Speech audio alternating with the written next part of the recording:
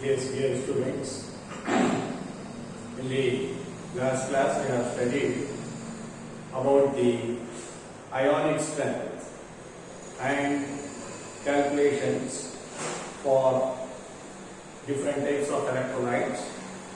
We have studied in the last class.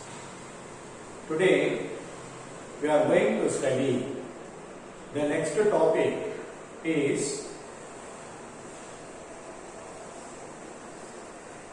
Debye-Huckel theory of strong electrolytes.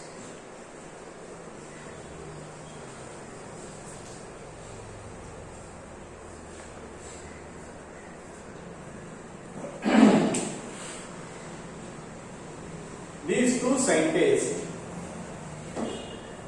Debye and Huckel, in 1923,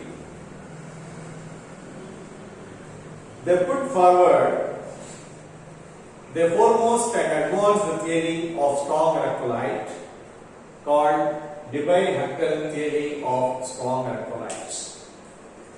According to them, strong electrolytes are completely dissociated in nature at all concentrations. Even they exist in the form of ions even in the solid state. So strong electrolytes are completely dissociated in nature. Actually, what is strong electrolytes? The strong electrolytes are those electrolytes which undergoes complete dissociation, and weak electrolytes are those electrolytes which undergoes incomplete dissociation or partial dissociation. Okay. See, strong electrolytes like NaCl, KCl, HCl, etc. whenever they dissolve in a particular solvent, particularly water, they get completely dissociated into cation and anion. Okay? They get completely dissociated. Particularly when the solution is very dilute and particularly a solvent having a very high dielectric constant like water. So, when water is used as a solvent which has very high dielectric constant, and the solution is dilute, what happens? The ions will lie very far apart with one another. As a result, what happens? There is no attraction between the oppositely charged ions. For example, cation and anion. So, the charge, that is the attraction between the oppositely charged ions, is called interionic forces of attraction. These interionic forces of attraction will be very less as dilution increases. When the dilution increases, the volume of the vessel increases, the cations and anions distance will be very much high. They will lie very far apart with one another. Automatically what happens? The interionic forces will be lesser. When the interionic forces are lesser, ions are free to move in all the directions. Consequently, the conductance increases with increase in dilution.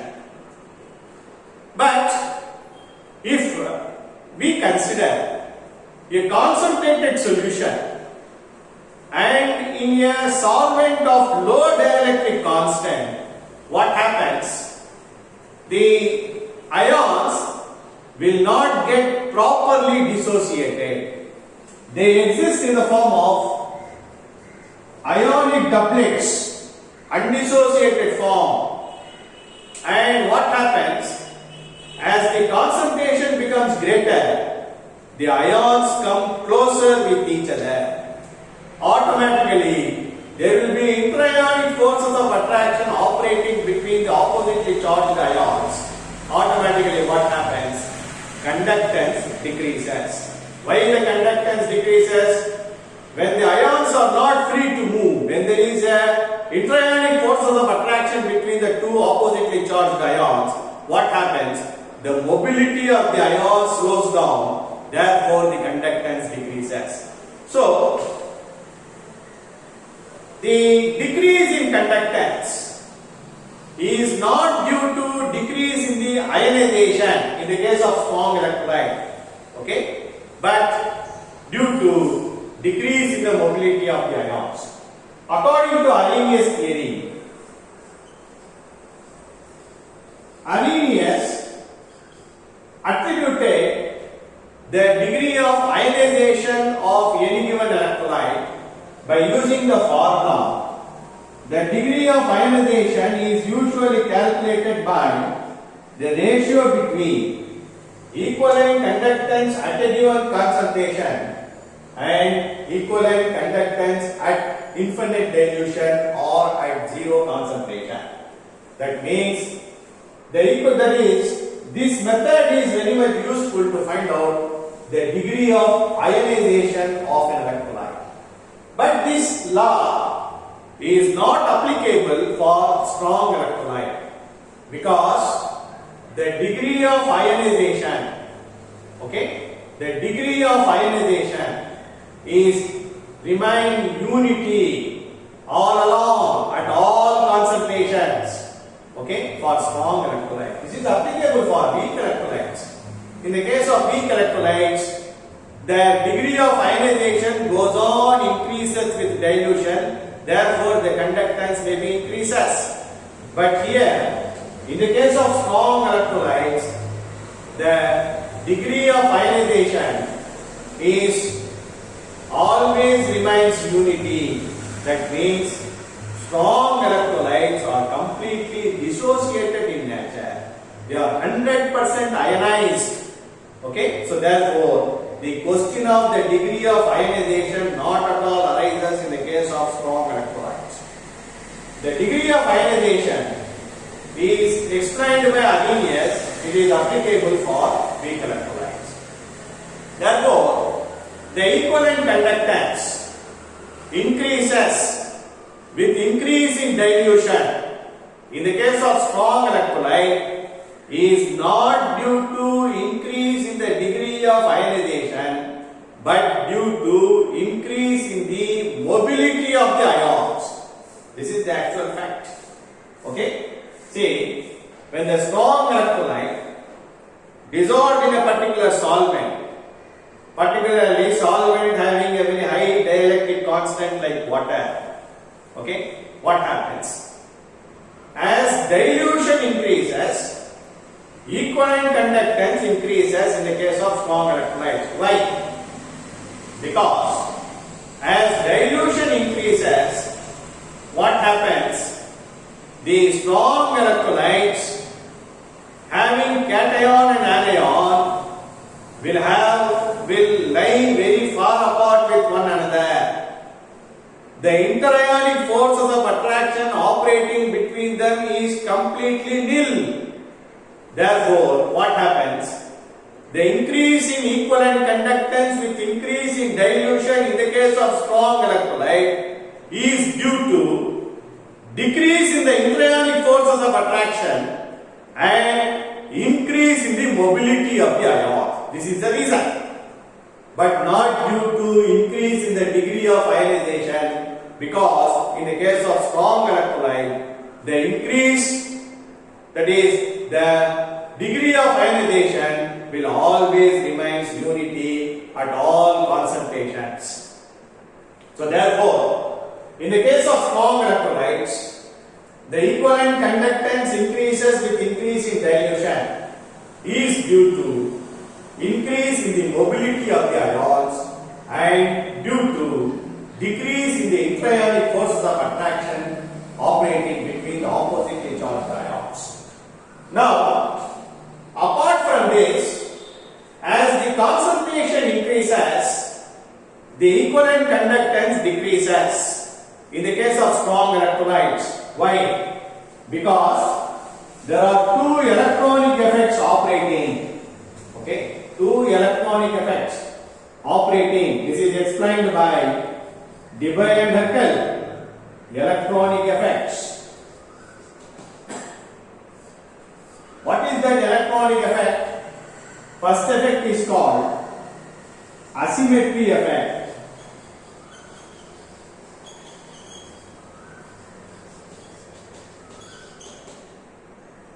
Second effect,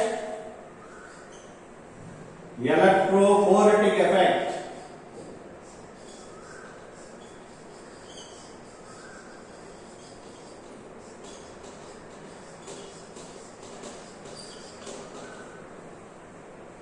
Third effect is viscosity effect.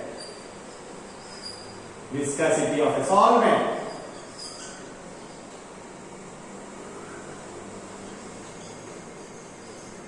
Okay.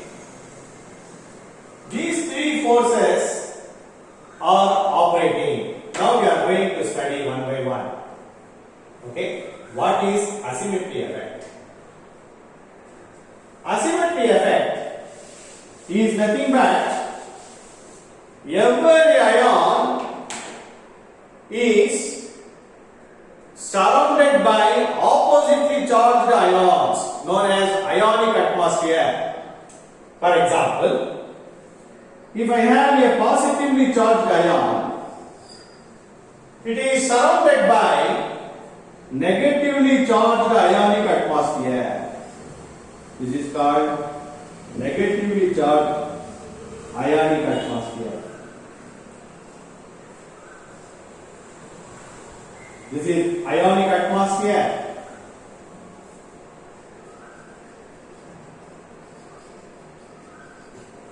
Okay.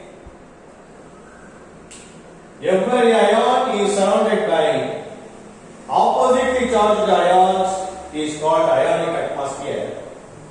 Before applying electrical field, that is absence of electrical field,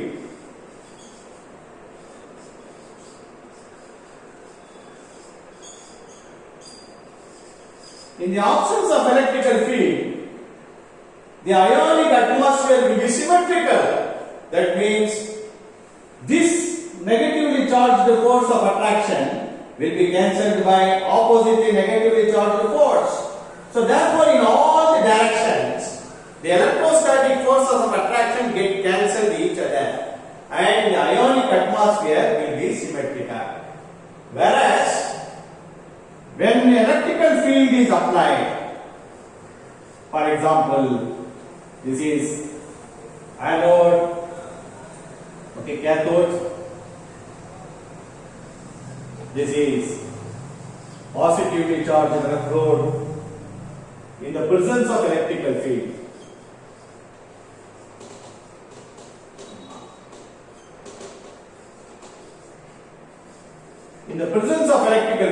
what happens?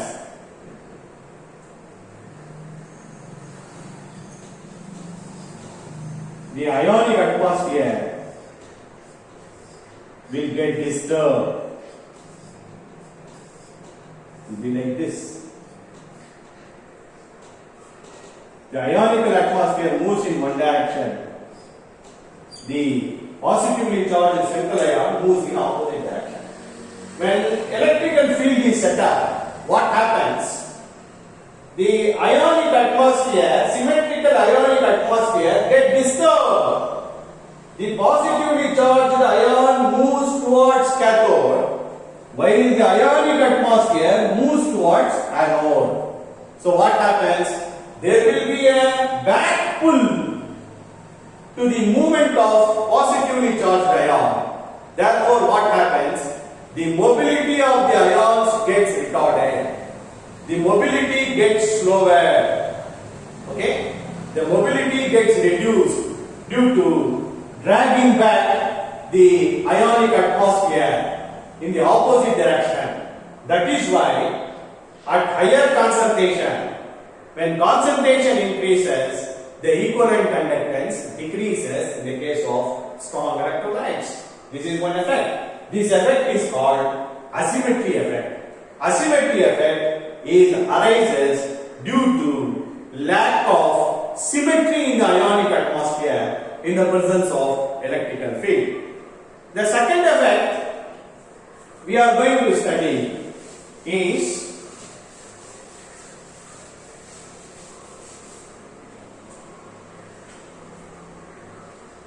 electrophoretic effect.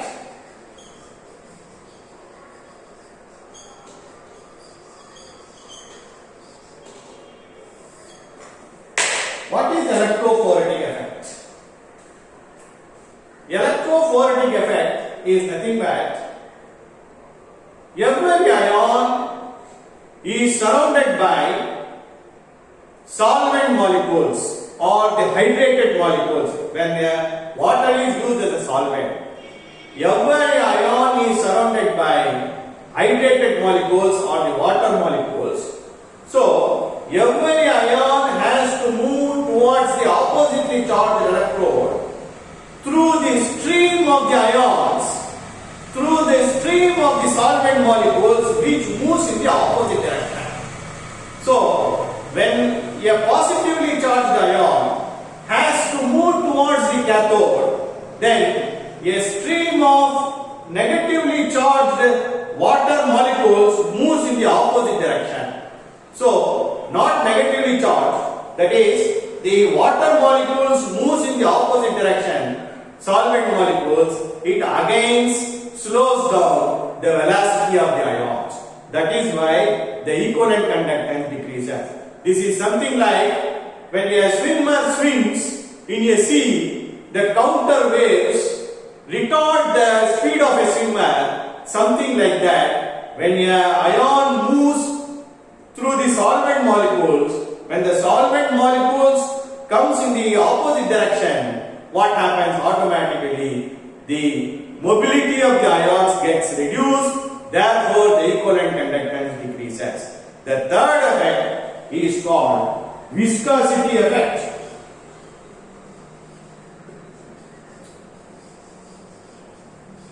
What is viscosity effect?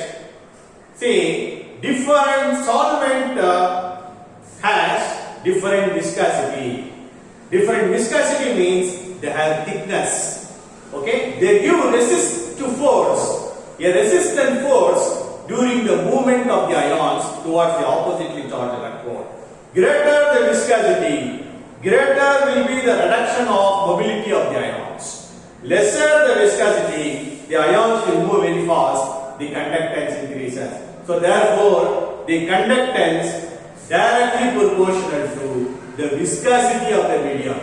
Inversely proportional to the viscosity of the medium.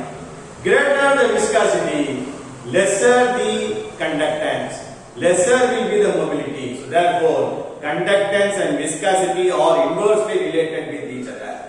Okay, this effect is called viscosity effect.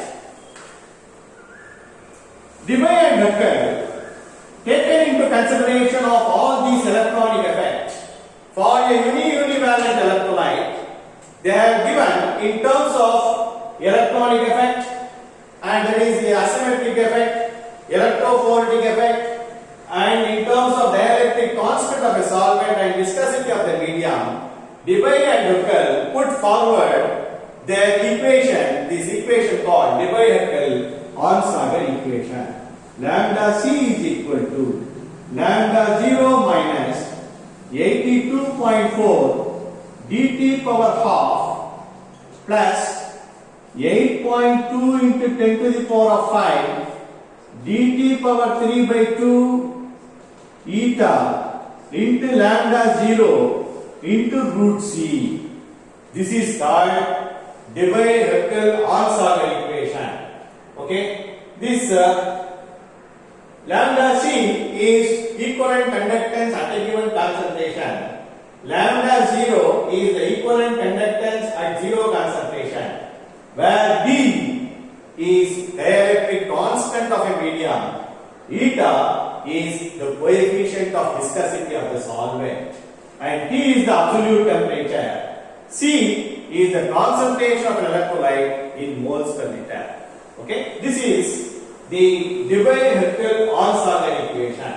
Now we are going to study what is its significance, how it is to be experimentally verified, this equation. Listen, when we study about the significance,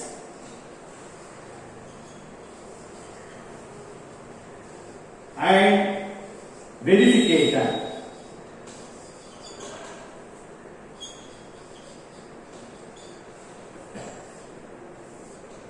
listen.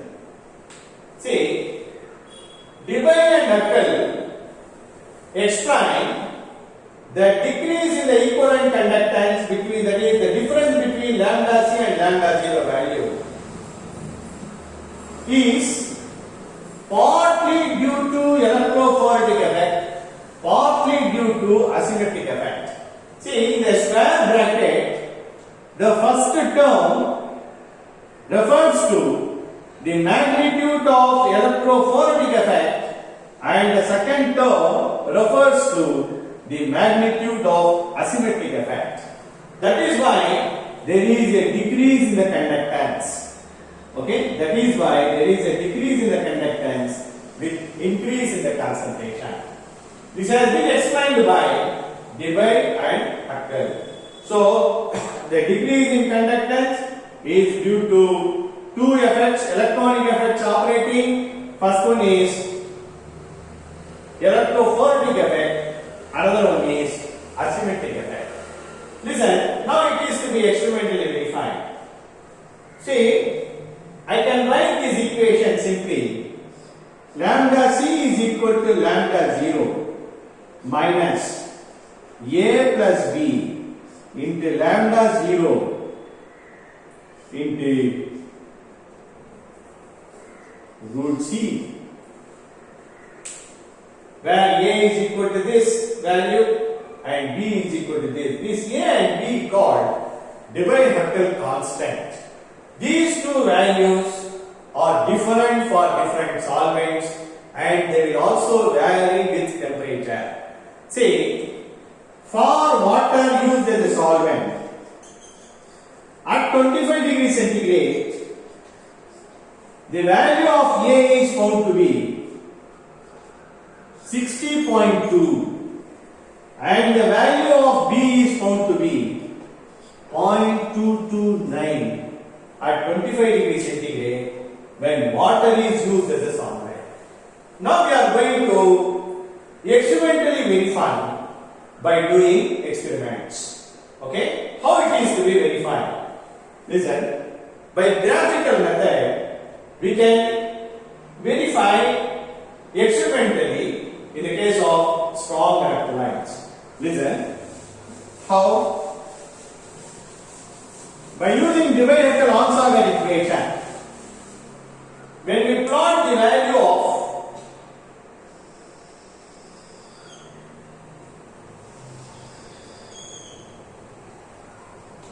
equivalent conductance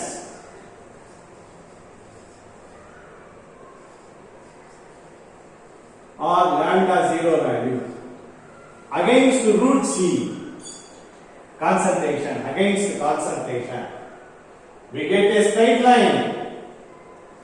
This is for HCl, this is for KCl, this is for silver nitrate, this is for sodium nitrate.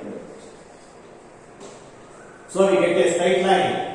For it has been experimentally verified for any number of strong electrolytes. It has been found that when we plot equivalent conductance against root C, we get a straight line using this equation.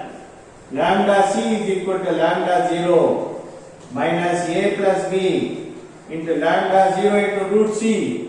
When lambda C is plotted against root C, we get a straight lines. The slope of this line are found to be equal to 60.2 plus 0.229 into lambda 0. It has been experimentally verified for many number of strong electrolytes. Okay, So as per the Debye-Heckel-Onsager equation, the slope of all these four straight lines are found to be agrees with 60.2 plus 0.229 lambda 0 at 25 degrees centigrade. Particularly, listen, this equation is applicable very much in the case of dilute solutions or at low concentration, the concentration of about 0.02 n. At higher concentration, this equation is not applicable because there will be a slight deviation at higher concentration. See, at very low concentration or at zero concentration, okay, at zero concentration, this lambda c value will become equal to lambda 0.